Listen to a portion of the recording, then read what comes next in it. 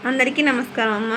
ఈరోజు మనం తెలుసుకున్న అంశం ఏంటంటే 9వ తరగతి తెలుగులో పద్య భాగంలో 7వ పాఠ్యాంశమైన మాట మహిమ అనే పాఠ్యాంశానికి సంబంధించి టోటల్ నోట్స్ని చూద్దాం. వీడియోలోకి వెళ్ళే ముందు ఇంకా మన ఛానల్ సబ్స్క్రైబ్ చేసుకుని వాళ్ళు ఎవరంటే దయచేసి సబ్స్క్రైబ్ చేసుకొని లైక్ చేసి షేర్ చేసి మీ ఫ్రెండ్స్కు రిలేటివ్స్ అందరికీ సబ్స్క్రైబ్ చేసుకోమని చెప్పండి. నా ఛానల్ని సబ్స్క్రైబ్ చేసుకొని ప్రత్యక్షంగా పరోక్షంగా సపోర్ట్ చేస్తున్న వాళ్ళందరికీ పేరు పేరున ప్రత్యేకమైన హృదయపూర్వక ధన్యవాదములు. అందరికీ ధన్యవాదాలు. దయచేసి వీడియోని మాత్రం స్కిప్ చేయదు. ఇంకా ఆలస్యం చేయకుండా వీడియోలోకి వెళ్ళిపోదాం. మాట వలనే సిరి సంపదలు కలుగుతాయి అని ఎలా చెప్పగలరు? జాగ్రత్తగా స్క్రీన్ షాట్ తీసుకున్నాను. ఒకవేళ అక్షరాలు కన్నా క్లియర్ కనిపించకపోతే నెట్ క్వాలిటీ పెంచుకొని స్క్రీన్ షాట్ తీసుకోండి. రెండవ ప్రశ్న, పాఠంలోని పద్యాల ద్వారా కవయిత్రి ఎలాంటి వారితో జాగ్రత్తగా ఉండాలని చెప్తున్నారు? తర్వాత కంటిన్యూషన్ అమ్మా ఇది. మూడవ ప్రశ్న, నాలుకను నియంత్రించుకోవాలంటే ఎలాంటి పనులు చేయకుండా ఉండాలి? ఇది కంటిన్యూషన్. తర్వాత నాలుగవ ప్రశ్న, నరము లేని నాలుక అంటే మీరేమి గ్రహించారో రాయండి. తర్వాత క్వశ్చన్ నెంబర్ 5, నాలుకను ఎలా ఉపయోగించుకుంటే గౌరవించబడతామో వివరించండి. తర్వాత క్రింది ప్రశ్నలకు సమాధానం రాయండి. మాట తీరు సరిగా లేకపోతే కలిగే నష్టాలు కష్టాలను వివరించండి. ఇది కంటిన్యూషన్ అన్న. తర్వాత రెండవ ప్రశ్న, మన మాటలే మన గౌరవం అనే అంశంపై వాక్యం రాయండి. జాగ్రత్తగా స్క్రీన్ షాట్ తీసుకున్నాను.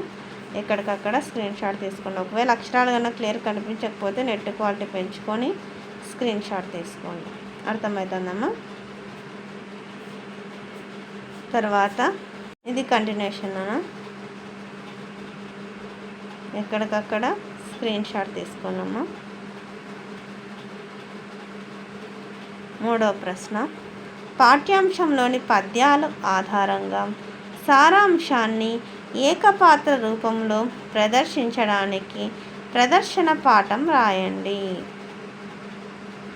జాగ్రత్తగా స్క్రీన్ షాట్ తీసుకున్నామా.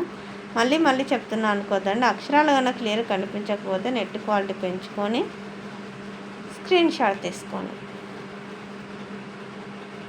తర్వాత మాట్లాడితే లోకమే మహదానందంతో ఉంటుంది. భాషాంశాలు. పథము అంటే మార్గము, ప్రతివాడు ధర్మ మార్గంలో నడవాలి. మితము అంటే కొద్దిగానే మాట్లాడితే మధురంగా ఉంటుంది. కులాలు అంటే కమ్మరివాడు ఇట్లాంటివి ఉంటాయి కదా. దుర్మార్గాలు లేదా దుర్గుణాలు, చెడు గుణాల జోలికి పోరాదు. గరళము అంటే విషం. జిహ్వ అంటే నాలుక రసజ్ఞత. తిలకించు అంటే చూచు వీక్షించు. తర్వాత సిరి అంటే లక్ష్మి సంపద. క్రింది వాక్యాలను పరిశీలించి ఎరుపు రంగులో ఉన్న పదాలను నానార్థాలు రాయండి. పయనము అంటే ప్రస్థానము గమనము. అమృతము అంటే సుధానెయ్యి. కాంచుట అంటే చూచుట పొందుట. ప్రకృతి వికృతులు. పుస్తకాలు పొత్తములు. దూరము దువ్వి. వర్ణము వన్నె. యథా హృదయం. సహాయం సాయం. క్రింది జాతీయాలను ఉదాహరణలతో వివరించండి. కంకణం దాల్చు, చేతి కడియాన్ని ధరించడం. ఆమె బంగారు కడియాలు చేతికి ధరించింది. మరొక అర్థం, వివాహాది కార్యాలందు రక్షార్థము కంకణము దాల్చి కార్యము నెరవేయి వరకు నది విప్పగావు నెరవేరదు. శపథము పట్టుటకు కంకణం కట్టుకొను అనే వ్యవహారము కలదు. గిల్లి జోలబాడడం, జుట్టు ముడిపెట్టడం, వంట జీర్ణించుకోవడం. వ్యాకరణ అంశాలు. క్రింది పదాలను విడదీసి సంధి పేర్లను రాయండి. రసనేంద్రియం అంటే రసన ప్లస్ ఇంద్రియం గుణసంధి. పరస్పరానురాగం పరస్పర ప్లస్ అనురాగం సవర్ణ దీర్ఘ సంధి. పరాధీనం అంటే పర ప్లస్ ఆధీనం సవర్ణ దీర్ఘ సంధి.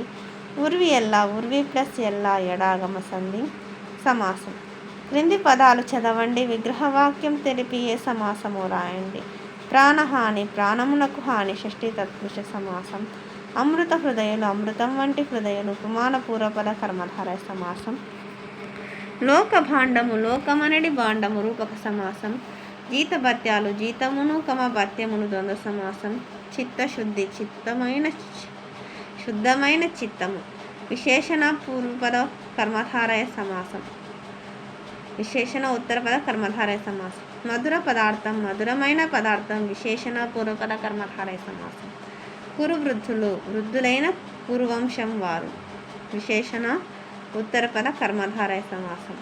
ధీరోదాత్తుడు ధీరమైన ఉదాత్తుడు విశేషణ పూర్వపద కర్మధారయ సమాసం. అందరికీ ధన్యవాదాలమ్మా. ఇంకా మన ఛానల్ సబ్స్క్రైబ్ చేసుకొని వాళ్ళు ఎవరైనా దయచేసి సబ్స్క్రైబ్ చేసుకొని లైక్ చేసి షేర్ చేసి మీ ఫ్రెండ్స్కు రిలేటివ్స్ అందరికీ సబ్స్క్రైబ్ చేసుకోమని చెప్పండి. నా ఛానల్ని సబ్స్క్రైబ్ చేసుకొని ప్రత్యక్షంగా పరోక్షంగా సపోర్ట్ చేస్తున్న వాళ్ళందరికీ పేరు పేరున ప్రత్యేకమైన హృదయపూర్వక ధన్యవాదాలు. అందరికీ ధన్యవాదాలు. దయచేసి వీడియోని మాత్రం స్కిప్ చేయండి.